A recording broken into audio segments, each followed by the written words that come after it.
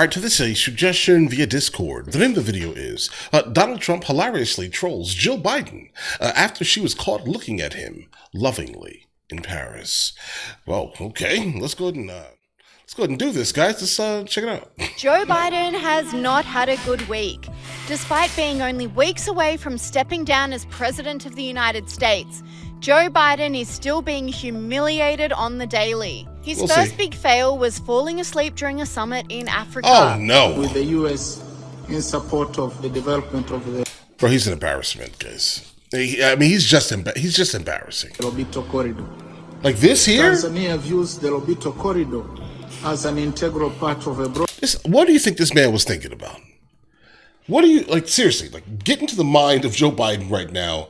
What do you think was going through his head when he decided to basically hang his head and go to sleep? I think he was saying, I don't care about none of the nonsense you're talking about. A strategy to enhance connectivity in Africa. And over the weekend, the president was again humiliated after he skipped the biggest event on the world stage that day, the reopening of Notre Dame in Paris. Joe Biden's absence went largely unnoticed until his wife Jill Biden was captured looking adoringly at none other than Donald Trump. The awkward image sent shockwaves around the internet, roasting Joe Biden and celebrating Donald Trump. This commentator said, "Haven't seen Jill look at Joe quite like she's looking at President Trump."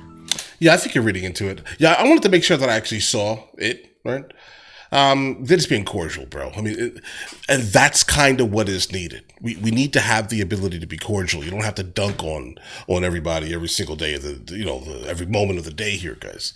I think people are definitely reading too deeply into something that was incredibly mundane here, guys. This commentator agreed, saying, "Find someone who looks at you the way Jill and Ashley Biden look at Donald Trump." And Donald Trump didn't let this publicity go to waste, immediately releasing a post on Truth Social seemingly mocking the interaction. The post was mocked up as an advertisement reading, "A fragrance your enemies cannot resist." And it wasn't only Jill Biden that was enamored with Donald Trump in Paris. It seemed like the rest of the world's leaders also caught the Trump love bug, lining up to shake the president-elect's hand. Oh, you're glazing, guys. Okay.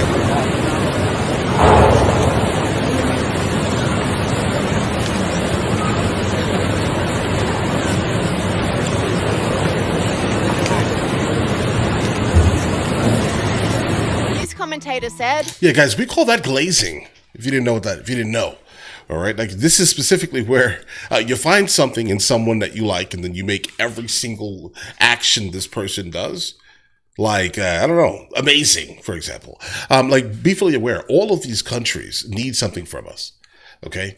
It's not about if they like him or not. Just gonna be honest here. It's purely about they know that he's going to be the president of the United States of America, president-elect, guys. They know that they have to basically kiss the ring. All right. That's more like it, at least. But keep glazing, guys. Keep glazing. This commentator said, "Macron, Trump and Zelensky meet at Notre Dame Cathedral in France. World leaders are lined up to meet President Trump. America is respected again." Sky News commentator Brad Palumbo agrees, saying this photo proves that Jill Biden voted for Donald Trump all along. Now, look, in more proof that Jill Biden, aka Dr. Jill, voted for Donald Trump despite the Democrats for ousting her husband, here they are all buddy. Have a look at this at the reopening of Notre Dame in France, having a little chat, Brad. Maybe Trump isn't Hitler or a dictator after all. Yeah, it's an interesting one because on one hand, I actually give the Democrats a little bit of credit on this. They've been fairly civil and respectful. That's pretty normal, though. About the transition of power, and they've extended an olive branch to Trump. Biden had him at the White House, and all of that I like. That's the approach to politics I want to see in America. But on the other hand, it's like, hold up. 5 minutes ago, you guys were telling us this guy is literally Hitler, and now you're doing photo op. Yes, that's incredibly true. This guy here, also glazing. Let's go ahead and actually break this down here. There has to be a peaceful transfer of power. There has to be. The American public need to actually see that happen, guys. And obviously both of these individuals know that. Regardless of whatever was said on the political, trail, guys, it's generally nonsense. This person here, I'm guessing, got sucked into the nonsense being said. And that's unfortunate, guys. Because it seems like he has a platform where people are actually paying attention to him, and yet he's using his platform to just espouse glazing behaviors, guys. But the reality is here, guys, regardless of whatever was said, basically, during the political campaign, they have to, under all circumstances, be civil.